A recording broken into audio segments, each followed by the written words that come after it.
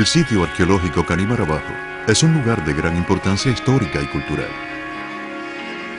Se encuentra cerca del río Canímar, en la provincia de Matanzas. Ha revelado evidencias de ocupación prehispánica con más de 5.000 años. Los estudios arqueológicos en el sitio Canímarabajo comenzaron a ganar prominencia en la comunidad científica en la década de 2000. Desde entonces ha habido un interés sostenido en el sitio con varias campañas de excavación y estudios que han contribuido significativamente a la comprensión de la ocupación prehispánica en la región.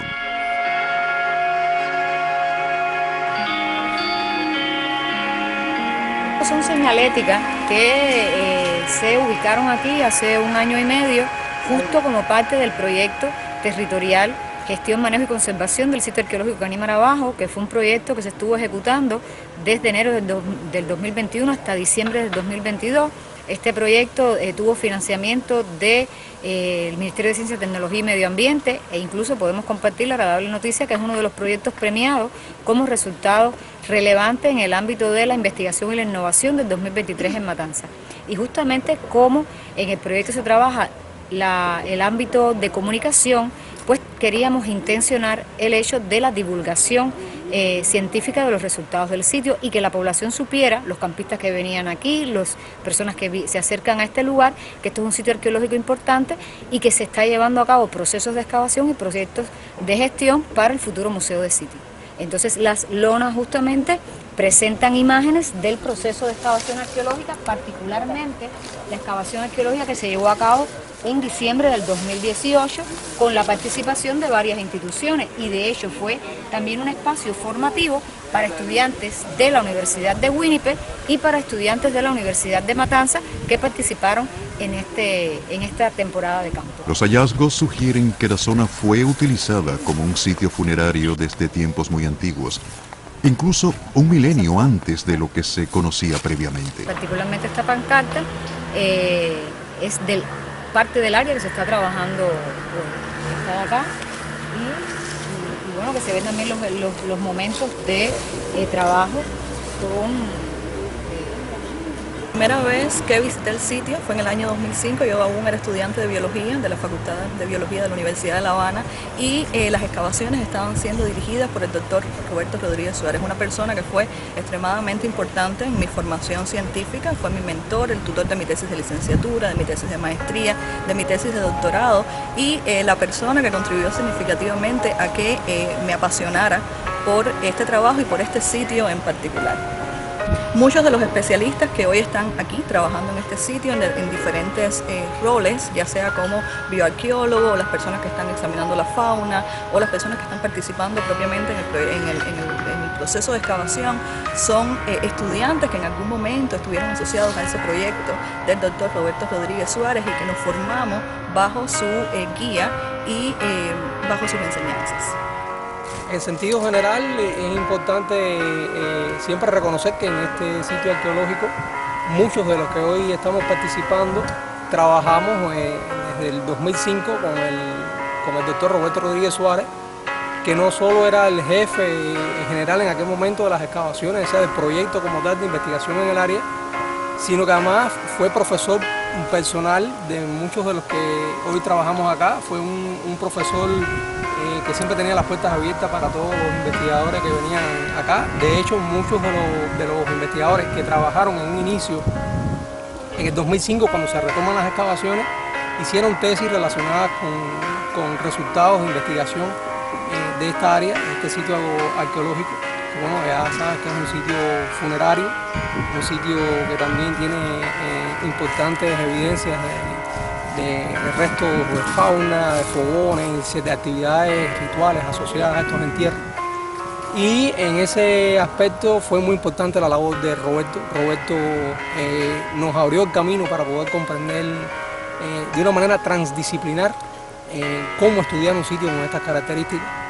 Realmente, tanto en su laboratorio, en el laboratorio donde él trabajaba, el laboratorio de arqueometría del Departamento de Antropología de la Universidad de La Habana, como en las clases prácticas aquí, siempre estuvo al tanto de todas las necesidades de los alumnos, de enseñarnos, de encaminarnos en este estudio, y gracias a esa labor de Roberto Rodríguez Suárez es que hoy estamos dándole continuidad a esos estudios. El trabajo en Canímara tiene sus antecedentes alrededor de los años 69-70, siendo yo estudiante de mi carrera, porque yo me gradué inicialmente como profesor de química en el Instituto Superior Pedagógico Enrique José Barón.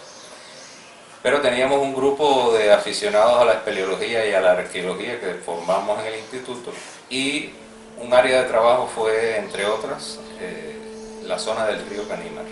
En aquella época el Morrillo no estaba restaurado y fue, digamos, nuestra base de asentamiento para, partiendo de ahí, salir a explorar el río Canímara. En aquella oportunidad se registraron alrededor de unos 18 sitios arqueológicos, adentrándonos en el río alrededor de 4 kilómetros en ambas márgenes.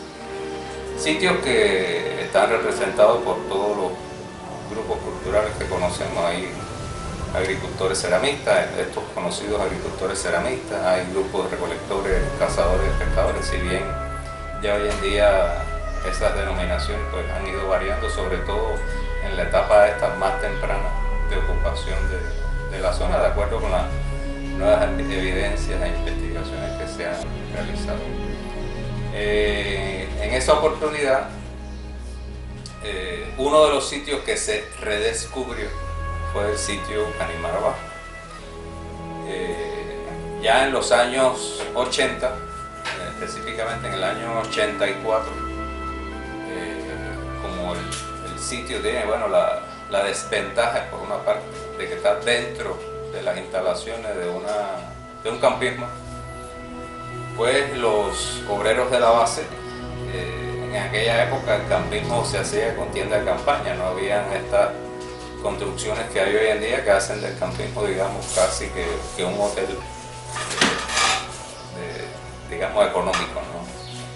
Y los obreros de la base, excavando al pie del farallón que está detrás de la cocina del campismo, para enterrar la basura de la base, excavando, pues empezaron a salir huesos humanos. Bueno, eso fue todo un revuelo. Enseguida las especulaciones llevaron a considerar que eran entierros clandestinos, etc. Bueno, finalmente se comprobó que eran entierros aborígenes. Y bueno, a partir de ahí, entre el 84 y el 90, bajo la supervisión del Museo Antropológico Montaner y con la colaboración de los grupos espeleológicos de Matanza, etc., pues se emprendieron alrededor de 5 etapas de excavación entre el 84 y el 90 aproximadamente. Eso permitió, digamos, caracterizar la comunidad que se asentó en este lugar, y bueno, se obtuvieron toda una serie de resultados. Recuerdo que en aquella época el doctor Rivero Lacalle, que trabajaba con nosotros en el aspecto antropológico de la investigación, registró restos de alrededor de 51 individuos. Eso, bueno, mostró que el sitio era muy importante desde el punto de vista antropológico por la frecuencia con que aparecían entierros humanos. Y en el aspecto cultural, los restos que permitieron evidenciar, ¿no?, y caracterizar el tipo de grupo humano que se asentó en la zona. Por mucho tiempo se pensó que el sitio estaba conformado por 3 segmentos cronológicamente diferentes. Hoy sabemos, a partir del análisis de los fechados radiocarbónicos, que el estrato intermedio, donde predominan los restos de conchas, los fogones, está conectado a muchos de los entierros del cementerio temprano. Y esto todavía está en investigación, la función específica que tiene dentro de ese contexto funerario, pero hay posibilidades de que esté conectado al acto mismo de depositar entierros en el sitio.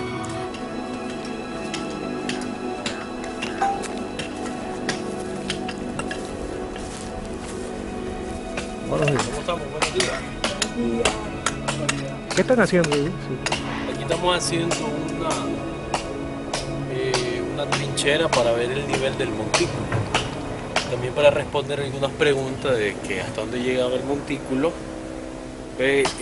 definir el área del cementerio aborigen que está dentro y ver esta parte de acá que es donde caen las gotas y donde están los desprendimientos.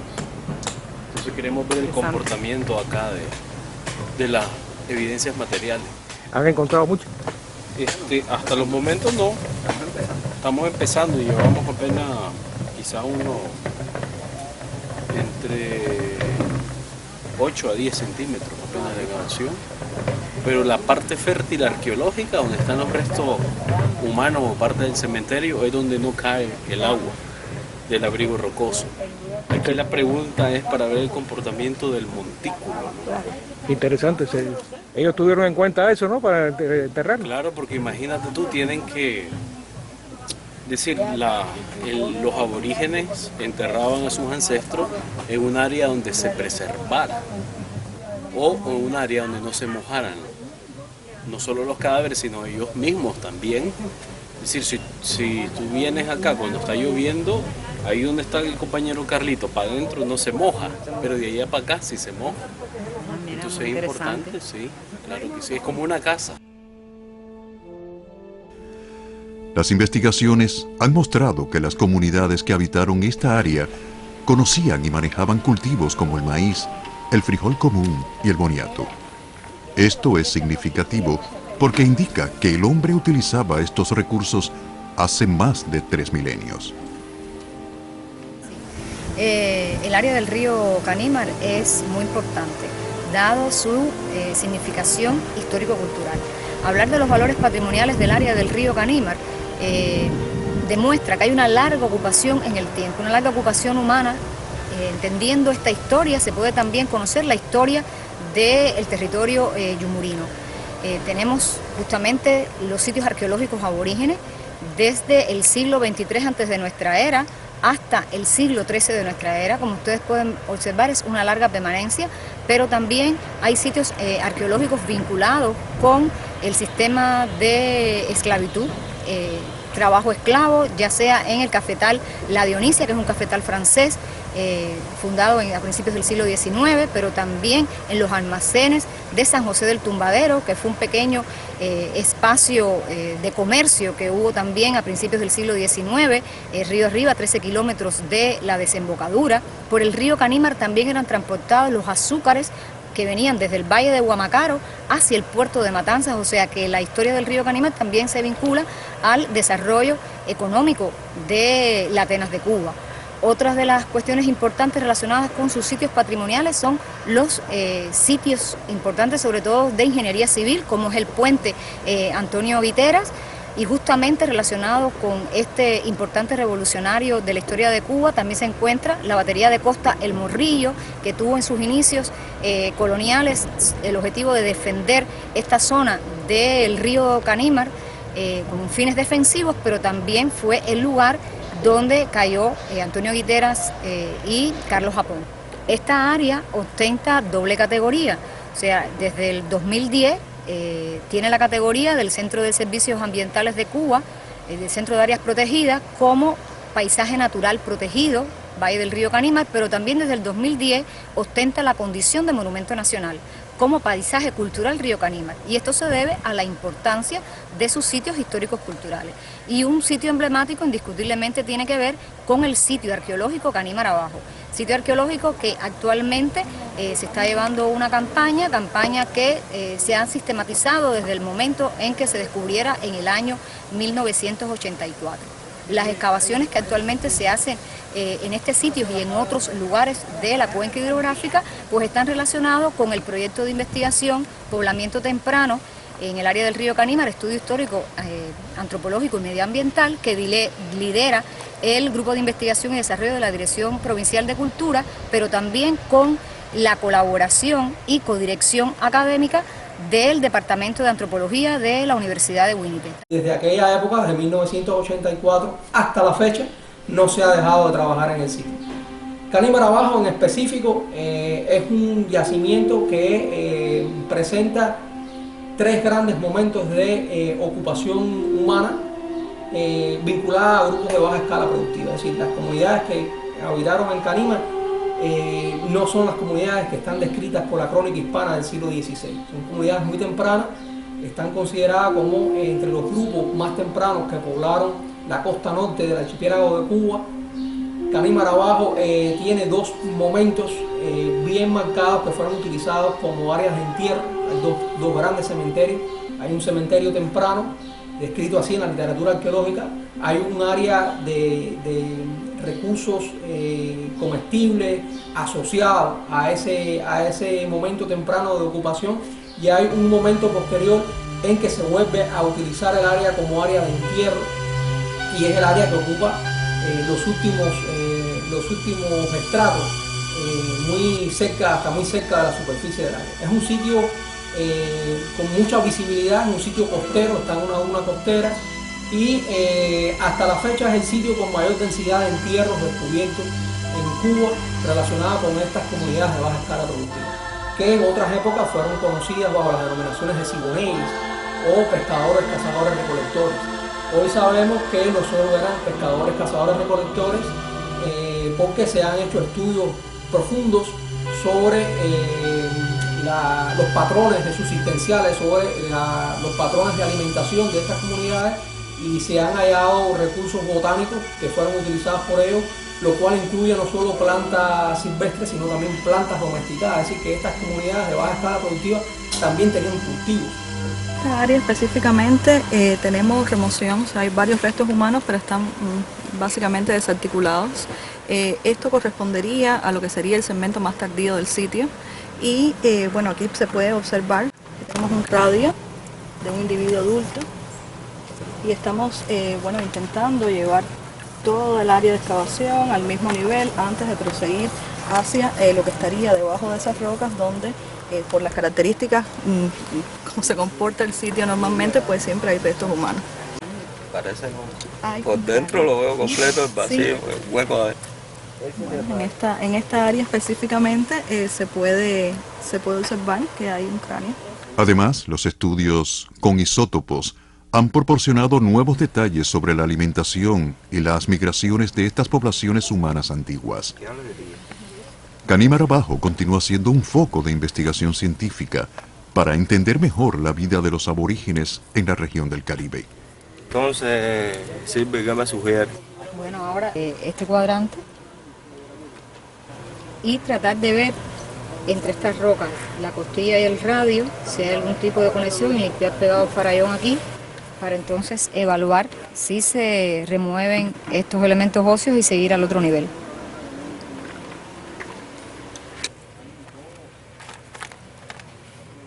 Uno de los elementos importantes a considerar es excavar con mucho cuidado, o sea, tratando de dejar todos los elementos del contexto in situ.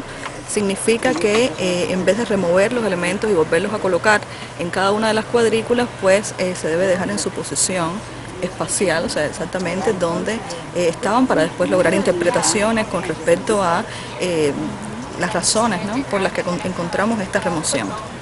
Aquí está Maya, que es una de nuestras estudiantes de doctorado del Colegio de Londres, delimitando todas las evidencias a nivel, tratando de no remover ninguna evidencia de su contexto primario, y una vez que ya todas las evidencias estén a nivel, pues se pueden remover las rocas, y ya estamos observando en el suelo que hay un cráneo de un individuo debajo de esa acumulación de rocas. En el sitio arqueológico de Canímara Abajo, actualmente se están llevando a cabo estudios con modernas tecnologías para analizar y visualizar el patrimonio indígena. Por ejemplo, se aplica la fotogrametría 3D para posteriores análisis y como una ayuda para la difusión del patrimonio cultural.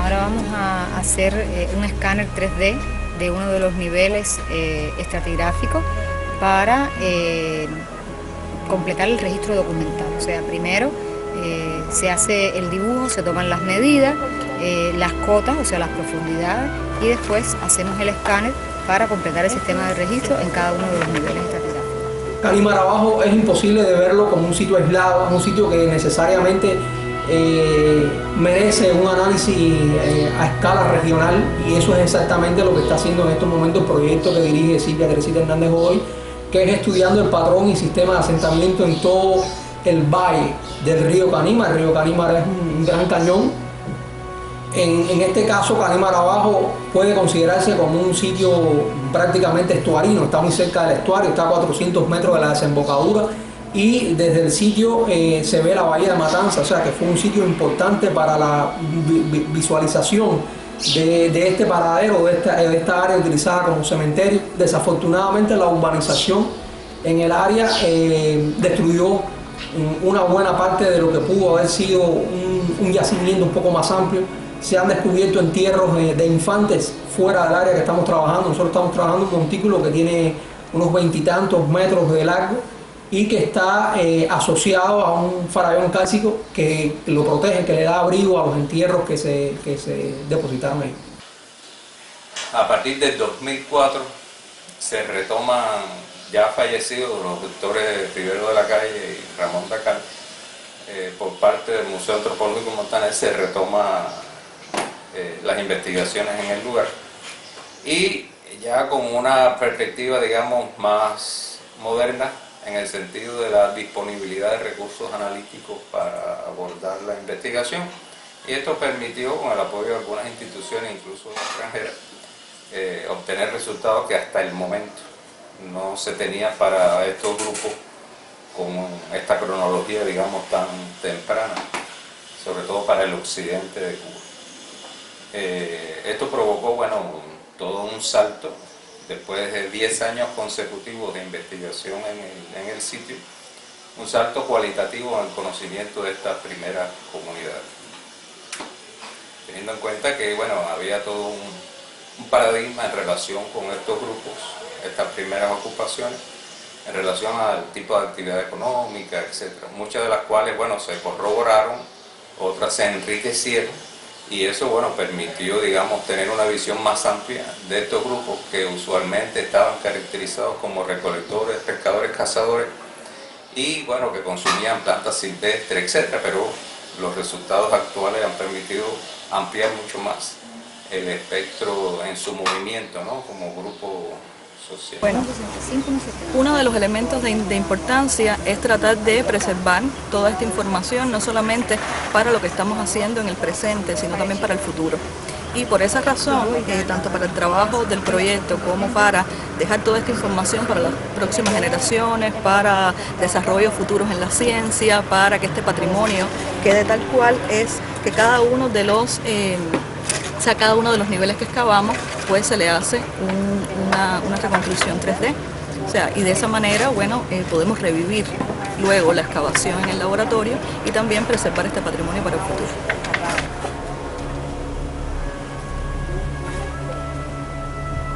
Esta técnica permite crear modelos tridimensionales detallados de los hallazgos sin dañarlos, lo que es especialmente valioso para la preservación del lugar. Además, aquí y en otros sitios cercanos se están realizando reconstrucciones paleodietarias, lo que ha cambiado algunas suposiciones antiguas sobre el uso de plantas y el consumo diferencial de otros recursos naturales por parte de los grupos arcaicos que aquí vivieron.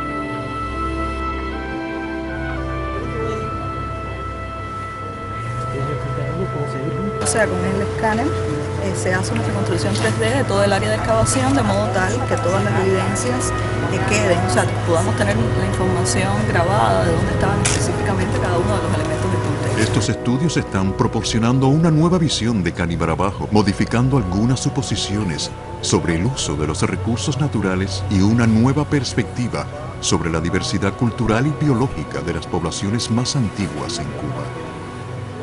Bueno, por primera vez desde que se han hecho excavaciones arqueológicas aquí en el sitio, se está haciendo una trinchera transversal al resto del montículo para entender el proceso de formación del sitio arqueológico. O sea, poder saber cada uno de estos elementos naturales, cómo llegaron, ¿no?, a interpretar esta parte de la historia del sitio, la parte natural, de la formación natural del montículo, y poder entender hasta qué punto los elementos que lo conforman son de origen antrópico o, en algunos casos, origen natural.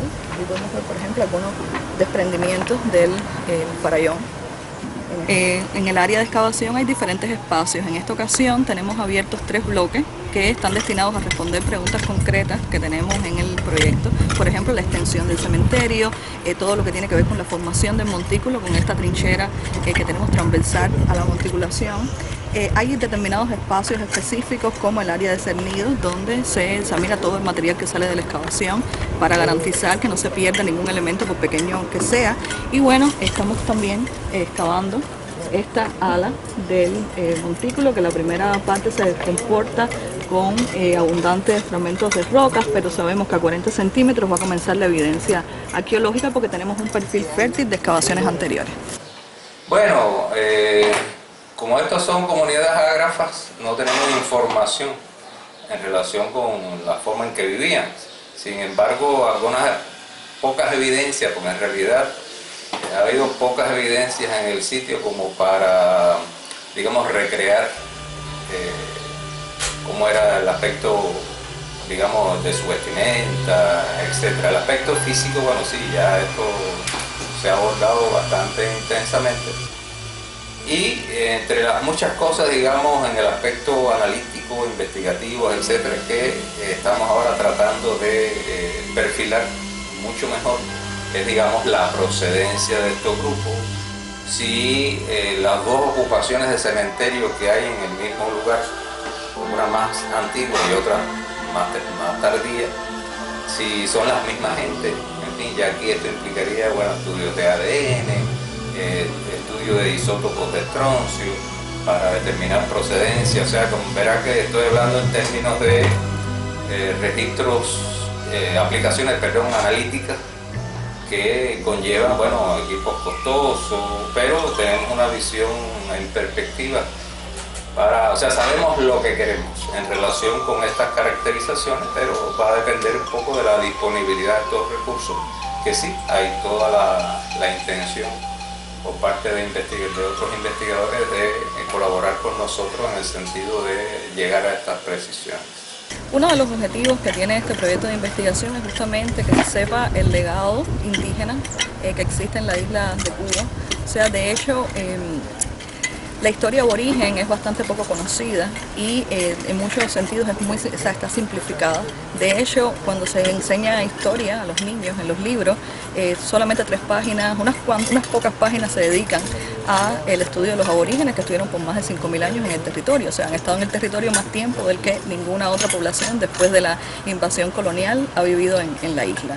Entonces, justamente gracias a la labor de los arqueólogos es posible reconstruir este pasado y tratar de alguna manera de reivindicar esta visión colonial que tenemos de los grupos tempranos, que se han descrito tradicionalmente como poblaciones muy simples, sin grandes avances ni tecnológicos ni culturales, que no han contribuido significativamente. O sea, en esa visión colonialista estos grupos se describen como grupos que no han contribuido a la futura desarrollo sociocultural de las Antillas, y realmente no es así. O sea, en nuestra sociedad sobreviven muchas costumbres, elementos que vienen de ese legado indígena, y realmente, bueno, estos grupos fueron mucho más complejos de lo que se han descrito, ¿no?, tradicionalmente.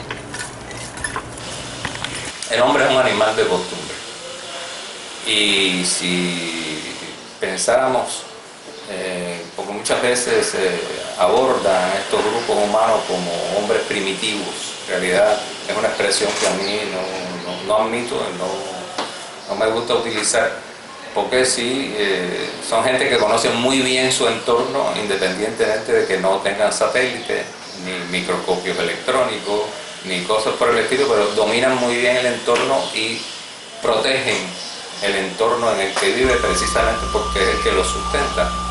De manera que, digamos, son gente que cuando colectan moluscos y ven que ya los ejemplares grandes se están acabando, pues sencillamente no se los llevan todos. O sea, dejan que los pequeños crezcan para otra vez volver a explotar el área. O sea, no agotan los recursos. Y encima de eso, como ya hemos comprobado que también sembraban, pues obviamente son alternativas en los recursos económicos que les permiten subsistir. Se consideraba, por este concepto, digamos, continental, de definir que son recolectores pescadores, como estas bandas familiares que se mueven de un lugar a otro en busca de alimentos. En realidad, los espacios geográficos en Cuba y la disponibilidad de recursos y la variabilidad en los recursos no obliga a que la gente se tenga que mover. Y eso era uno de los paradigmas, ¿no? En realidad estos grupos de recolectores pescadores, en mi opinión, eran grupos un poquito más sedentarios que lo que se pensaba.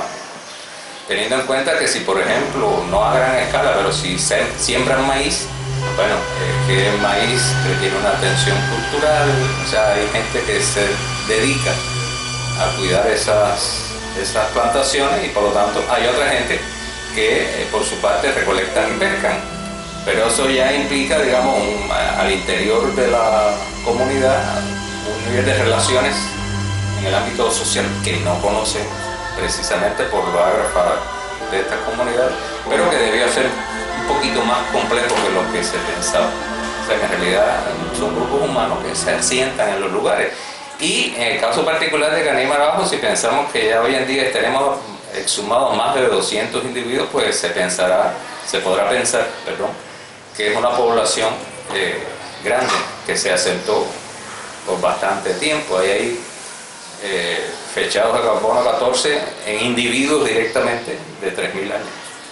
O sea que son grupos que se asentaron durante bastante tiempo en el área, porque además es un área muy rica en caza, pesca, y se mueve la jutilla. Los peces de agua salada entran bastante río adentro, más los propios recursos del río. La relación que estableció este hombre que ocupó primariamente el área debió haber sido muy estrecha con el ecosistema donde habitaba este hombre. Evidentemente, son poblaciones que tenían una gran dependencia de los recursos marinos, así lo denotan los estudios isotópicos y los estudios de elementos traza y también los elementos macroscópicos que aparecen en los fogones asociados a los entierros humanos que se han estudiado en el sitio. También se han hallado muchísimos restos de mamíferos, en este caso restos de jutía. El aborigen que llega a nuestro territorio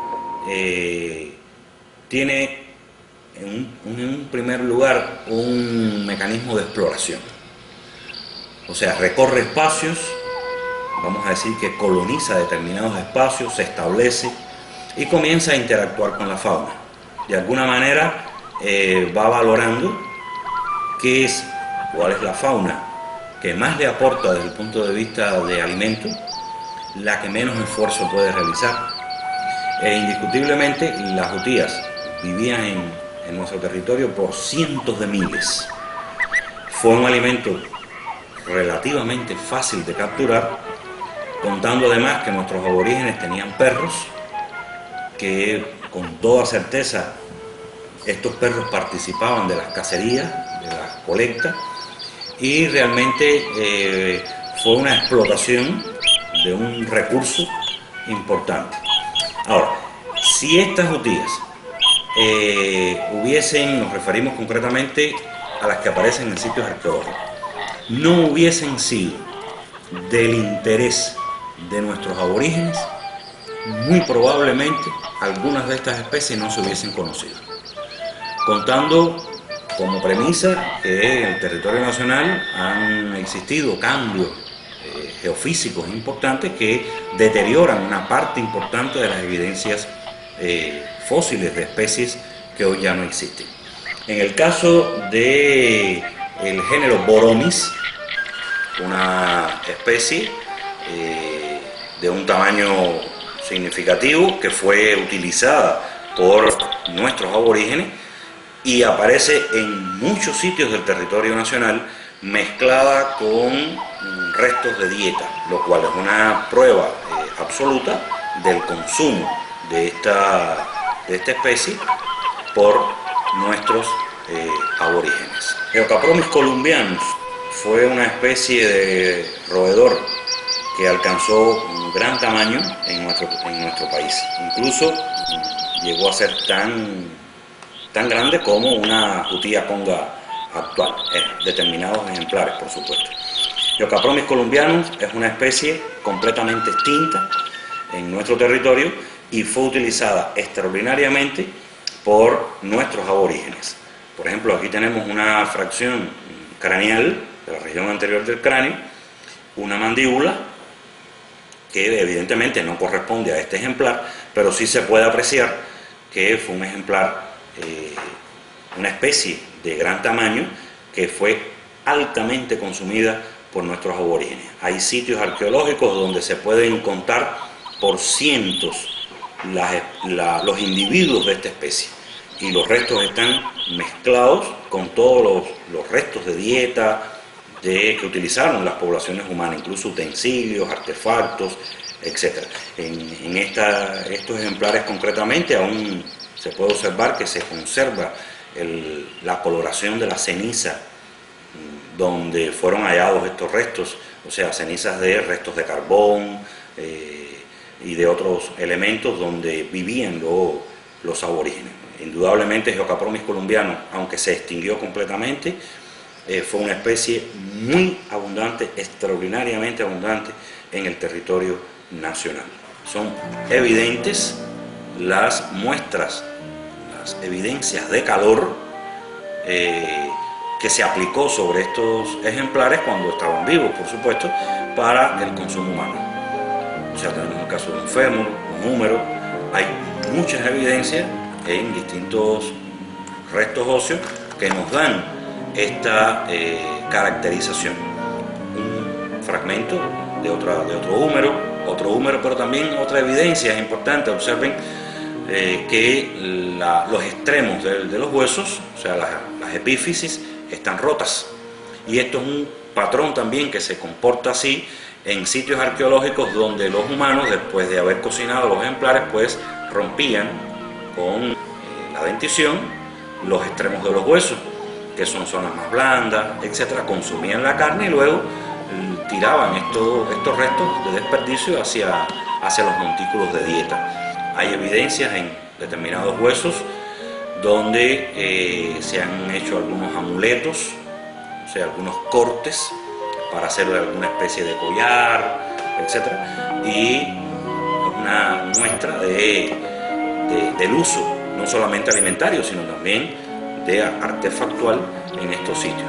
Aunque consideremos que la mayor antigüedad en Cuba de los aborígenes es de alrededor de 7.000 años, es probable que sea anterior, muy probable que sea anterior, pero durante todo este tiempo, hasta la llegada de los europeos a nuestro territorio, los roedores, específicamente las jutías, formaron parte importante de la cotidianidad de la vida de nuestros habitantes, de nuestros primeros habitantes en el territorio nacional. Evidentemente son poblaciones que no solo dependían de estos recursos, sino que estos recursos constituían para ellos un medio favorable de vida, y ellos fue lo que garantizó que durante milenios vivieran cerca del área del estuario de este río Canímar, que además es un río importantísimo porque no solo permite el ingreso, o sea, el acceso al área y la salida, sino que conecta con el resto de las cuevas y abrigos rocosos que están en las márgenes del propio río Canímar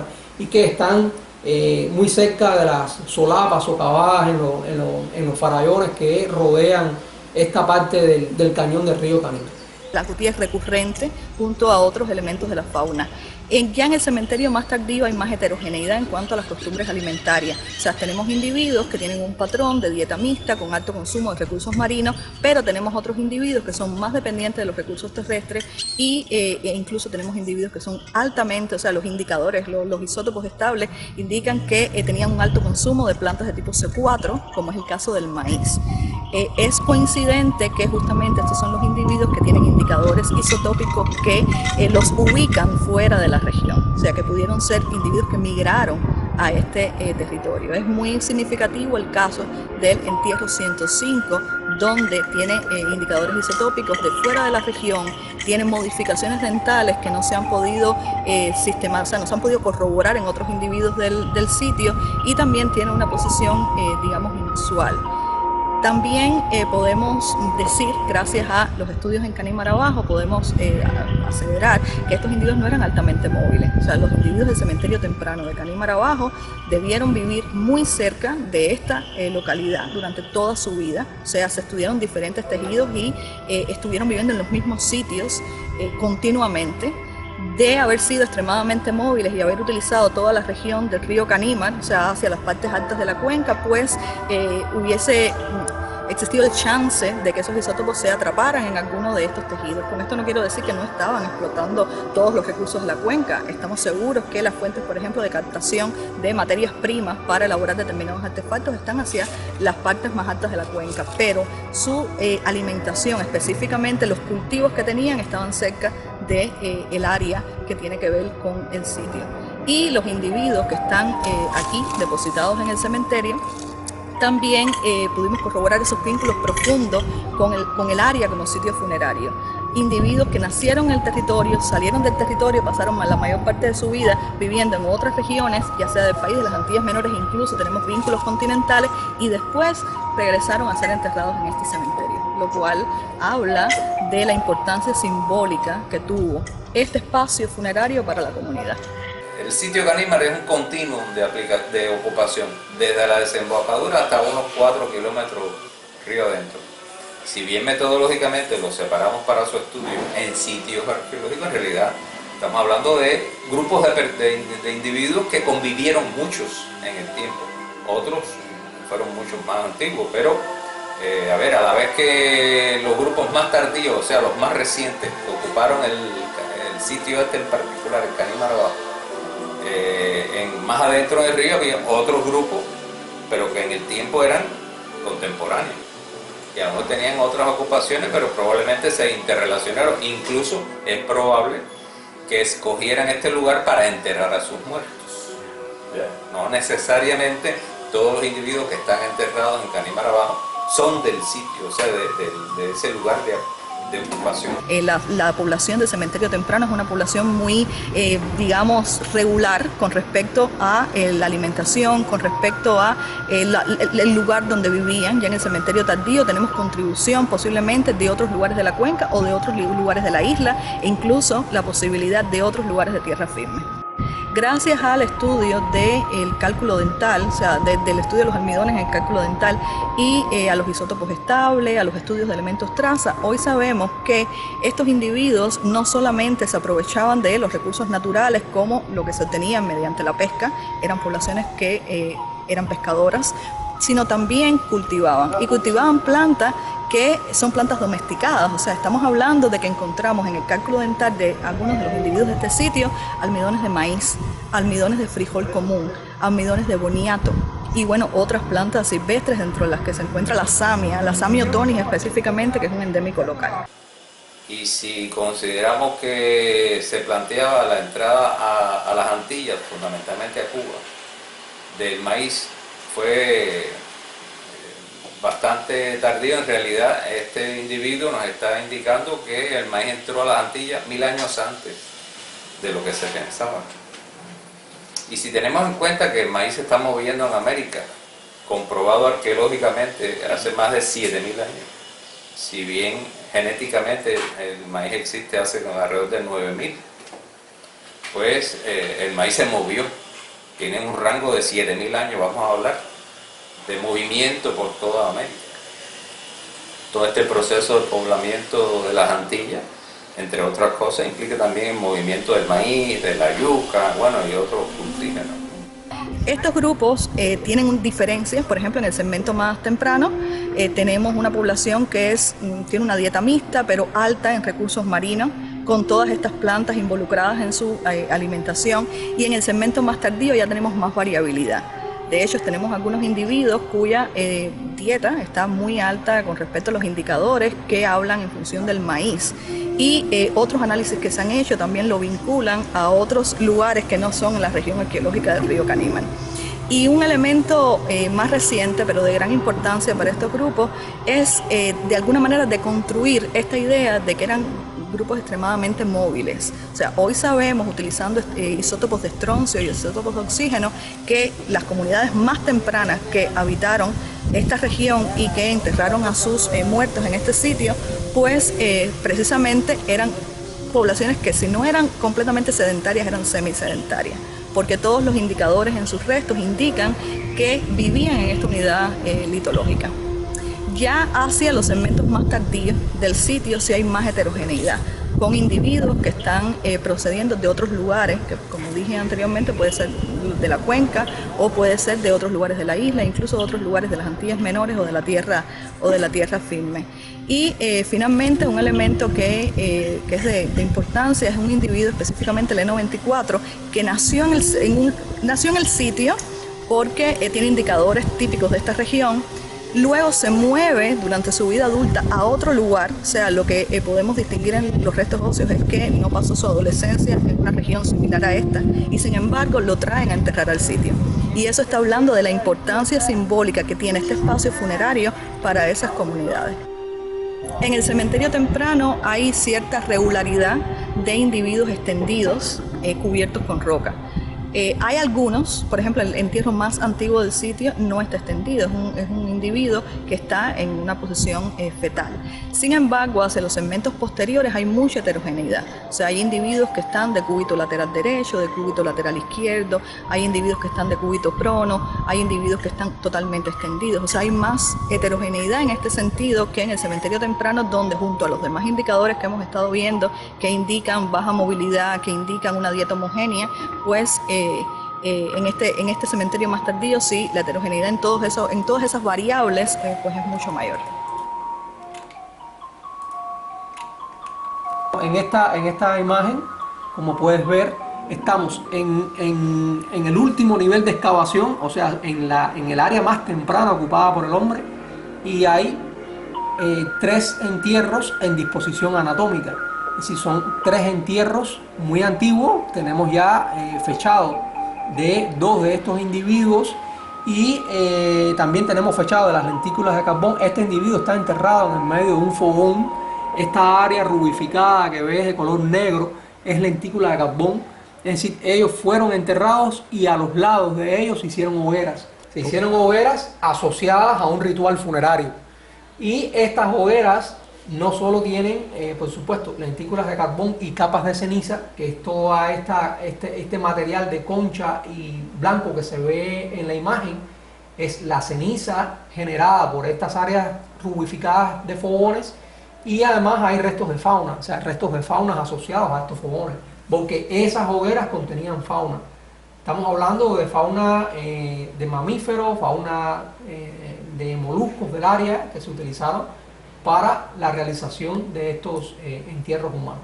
Como ves, hay diferentes, en la práctica mortuoria tenía diferentes modos de inhumar a los individuos. Hay un individuo en posición, este individuo está en posición extendida y posiblemente amarrado, porque las rótulas están muy próximas una a la otra. O sea, esto no es una posición natural. El individuo estuvo o enfardelado o amarrado con cuerdas a la hora de depositarlo en la fosa, y en el caso de este individuo sucede algo similar. Es un individuo que está extremadamente contrañido, está hiperflexionado, sus rodillas, o sea, sus extremidades inferiores tocan la zona del tórax, es decir, que fue enterrado en un paquete metido en una fosa muy pequeña. Una de las preguntas que aún tenemos en el cementerio es ¿por qué existió esta interrupción de casi 1000 años entre el cementerio más temprano y el cementerio tardío? Y justamente haciendo determinados estudios que tienen que ver con la reconstrucción paleoambiental, hemos estimado que esta interrupción, la interrupción de los segmentos que podemos identificar de la cronología y la dinámica de enterramiento en el sitio, coinciden con determinados cambios en las variables climáticas y eventos de gran magnitud.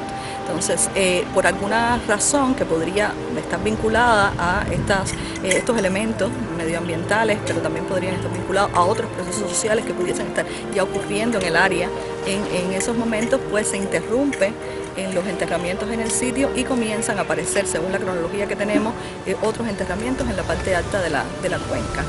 Eso no quiere decir que en un momento, o sea, nosotros todavía estamos excavando el sitio de Canímara Abajo, o sea, podríamos estar ahora interviniendo en una parte del cementerio que nos permita responder esa pregunta y que la explicación pudiese ser otra. Pero es curioso que justamente esta interrupción ocurre con estos eventos, ¿no? Con estos cambios de gran magnitud. Digamos, ya en el plano más fino, ya que requeriríamos de recursos más sofisticados, etcétera, podríamos entrar, digamos, en saber de dónde vinieron esa gente. En un mismo sitio, por ejemplo, en este mismo Canímara, abajo, bueno, los grupos más antiguos, compararlo, porque hay un área de división verticalmente, que está en un cementerio más antiguo, una zona intermedia de procesamiento de alimentos y una ocupación otra vez del sitio como cementerio. La pregunta es, ¿son los mismos individuos? Entonces ahí es donde estos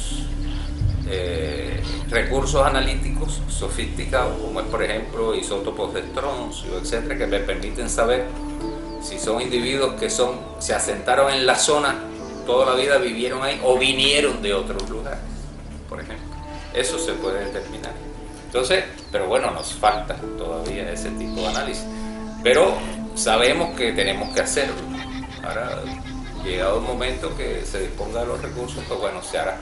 Yo creo que esa es la parte de preparación del arqueólogo, saber cuáles son sus preguntas, qué respuestas necesita y quién le puede dar esa respuesta en el plano analítico para hacer esa integración y hacer la reconstrucción histórica.